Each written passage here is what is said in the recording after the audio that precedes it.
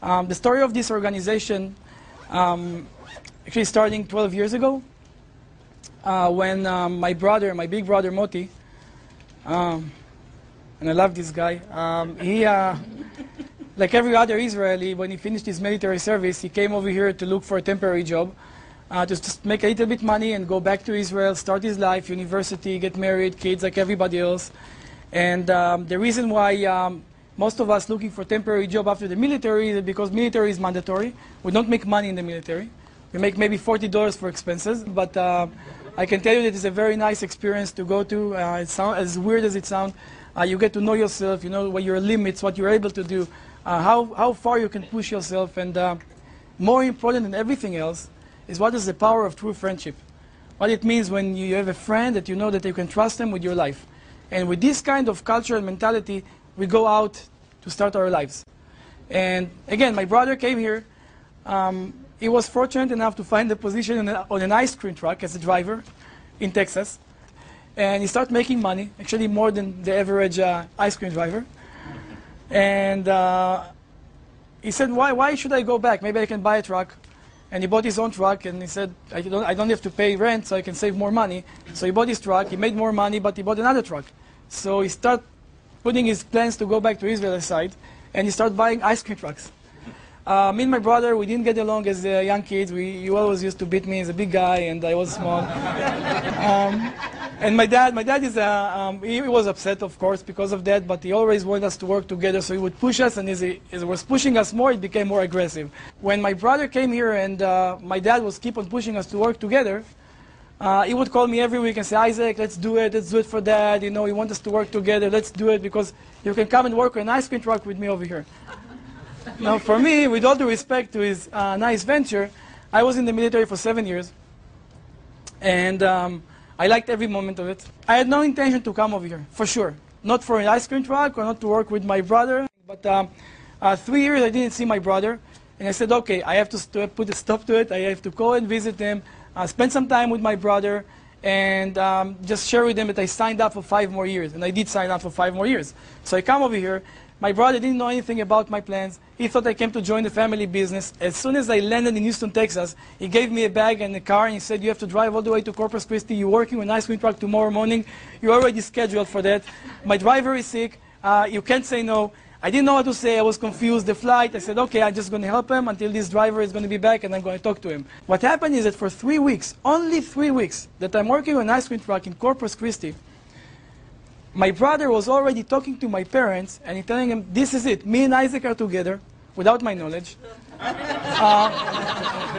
My brother was so aggressive. He said, Dad, sell everything that you own. Come with Mom over here. Bring all of our brothers and sisters. We're going to have an empire. So my dad, of course, so excited for the first time, his kids working together. And for him, more than everything else, the family could be together for the first time. So he didn't even doubt it. He just sold everything that we owned, the house, the assets. I'm talking 3 weeks. And he just wired the money. I come back to Houston to talk to my brother about me going back, and that's what that's the reality that I was facing. Now, as funny as it sounds, for me it was devastating. I felt like that's it. I lost everything that I have in my life because I didn't have anything but my military position and that what I was trained to do. I didn't think I can do anything else. And I can tell you that nothing I did or my brother really prepared us for what was about to happen.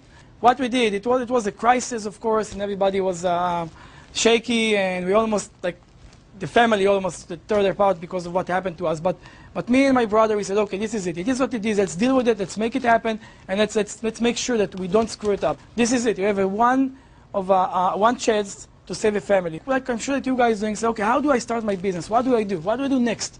How can I really make it happen? So what we did, we said, okay, maybe we should call our friends, which is our biggest assets. You know, we service in the military together. We watch one each other's back, and maybe that's who's going to help us.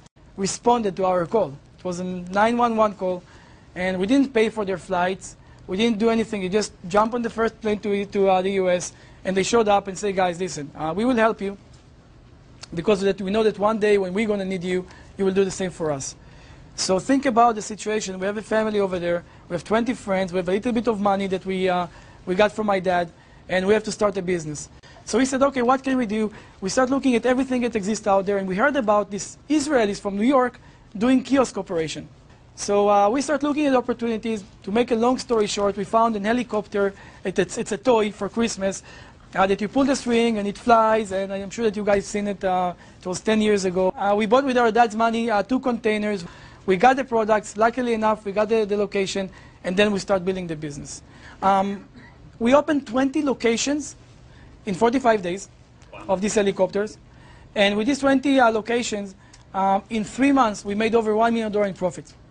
Wow. And I'm sure that you can see, you know how much our friends did. They did a lot of money. So we knew this is it. We got the money, we can move on, and we can do our business, thank our friends, and start our life. But what has happened, which we were not prepared for that, is that they called everybody they know in Israel, and they start talking about what they do, right? They were happy. We're helping our friends. It's a great business. It's a family culture. We eat Friday night dinners together. Everybody's happy. So in January, 120 Israelis from nowhere just showed up in Houston and said, we are here to work. And of course, you know, it was exciting, but we didn't plan it this way. So we said, okay, whatever, let's just do it for a while. It's a big opportunity. Let's take care of these people, and maybe we can do another run of a year. But we can't just do toys. And we come from Israel. We said, let's find something nice, something better that we can do with this opportunity. We need something unique, something that's going to sell by itself, a product that you demonstrate, and you don't have to do more than that. You demonstrate and you sell it. Do you understand and envision that? You walk in the shopping center. You see this obstacle, this enemy that calls the Israeli guy that's selling you a product, right? It's an enemy for you. And you look at the right, you see Apple Store. You look at the left, you see Louis Vuitton, Victoria's Secret. And then somebody comes to you and say, buy this product for $300. Do you think it's something that's easy to do? Do you think it's somebody say, oh yeah, why not? I'm going to buy it from you. Anyway, you're an obstacle, you're in my way, move aside. So we knew that this is a very harsh environment. What we had to do is to create a product that will overcome this entire problem. And how do you do it? You create a product that just by demonstrating it, showing it once to a customer, not only that he say, yes, I'm willing to pay this money, show me more. So we start working the business. We opened in the second year 60 locations, up from 20. The third year, 120 locations. Now you can do the math. Each one of these locations sells 40,000 a month. It was crazy. It was really, we were growing a wealthy community that really shared the wealth, but we're enjoying it. We live together. We nourish one each other. We really take care of everybody. And my parents, my dad and my mom, they become the parents of everybody. I'm talking sometimes, in a certain point, even 2,000 representatives worldwide thought that my parents, they're their parents. You know, it was crazy. So with this kind of mentality and success, by 2005, we felt that we're doing something unique. Okay, so except for everything I told you, we are the only skincare company in the world, skincare company, that's selling our products in a kiosk.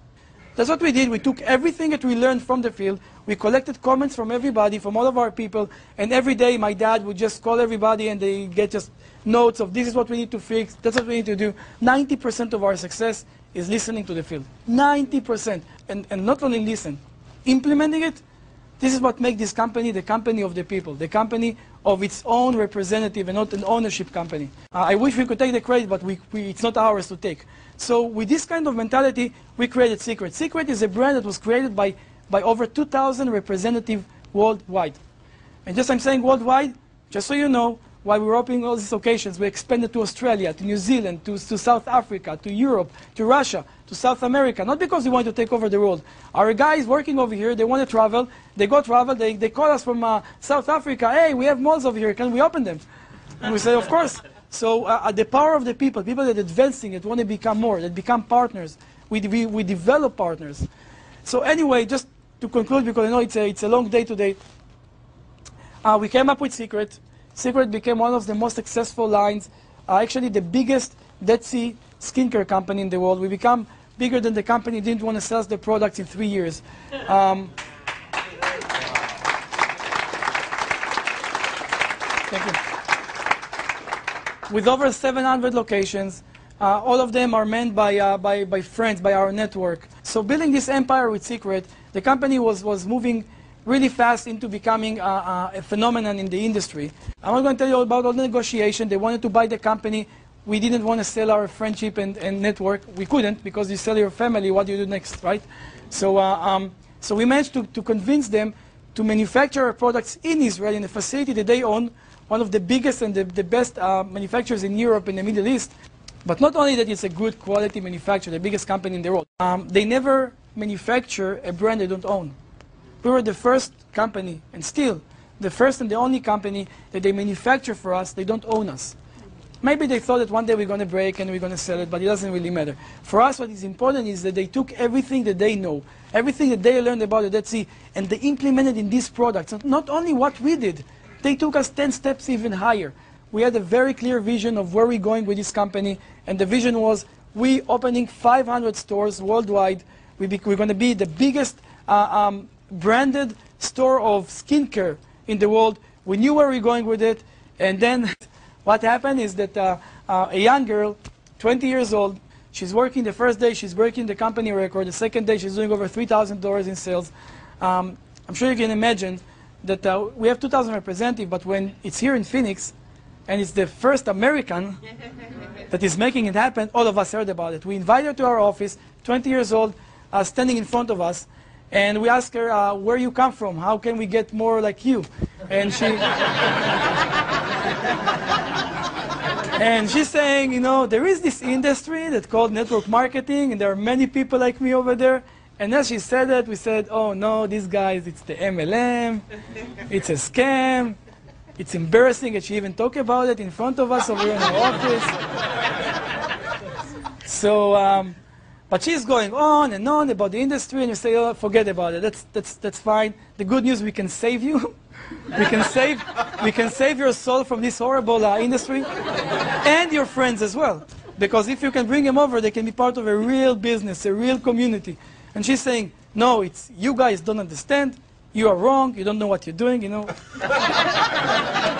Back then, we did over $100 million a year, and at 20 years old, that just found out what business is, coming to us and telling us, you don't know what you're doing. You're wrong. You're going the other, you know, you're going backward instead of forward. This company is not going to be successful as much as you can if you go in network marketing. We said, you're convincing us to go to the dark side? You really? Are you serious about it? So we're sending her home and say, thank you so much. But she definitely planted the seed in our head. So we do our research. With 6 months of really digging into the entire network marketing industry. And yes, this industry is amazing. I'm not going to tell you that, we know that everybody changed his mind immediately. It was a process. So as you probably know, we're converting our organization into network marketing as we speak right now. You guys are the pioneers to help us go into network marketing. We are very proud to be in this industry. As much as we had a bad perception about it before, but it doesn't mean that the industry is healthy. I can tell you that there are still companies out there that don't have the right practice for network marketing, because network marketing is the power of the people. And if you don't know how to use the power of the people, if you don't know how to move this power the right direction, it can go bad. What we can do for you is we can create a perfect product to give you the ability to just show it without the need to oversell, to overpromise, and tell you that if you do it, you're not part of this community. If you're going to go over there and you're going to lie, you're going to push, because you're hungry to make money, guys, it's okay, everybody's hungry. But be patient. Okay, do it right. Use the tools, the real tools that we're giving you in your hand to make it happen. Build a real organization, not just a success story and just something that is fake. And when companies don't really enforce it, that's what happened. Rumors going outside. You hear stories about families lose everything they have because they spent $10,000 buying an inventory that they can't sell because somebody told them that if you're going to buy it, they're going to be rich, right? We don't want this kind of behavior in this company. And there are companies out there that really have the right practice. Okay, so we see it. We see that it's doable. And we come from a community business. We say, okay, can we duplicate what we did in this business? We definitely have high expectations. I just want to tell you what we're doing with Seacret. We already opened in 35 countries with a kiosk, okay? And what we will do is we're going to invest in you. We develop leaders from this organization. With these leaders, we're going to go outside and help, really help our kiosk operators to convert from a kiosk operation into network. And just without talking about the project, you as leaders, the one that really can sustain this kind of structure, will have kiosks in your downline. You'll have people that really demonstrate and sell products all day long and able to create leads for you in your downlines, and it means that you can create success from doing this business right. I don't want to tell my story anymore. I want to hear your stories, because this company and where it's going, it's bigger than me. It's you.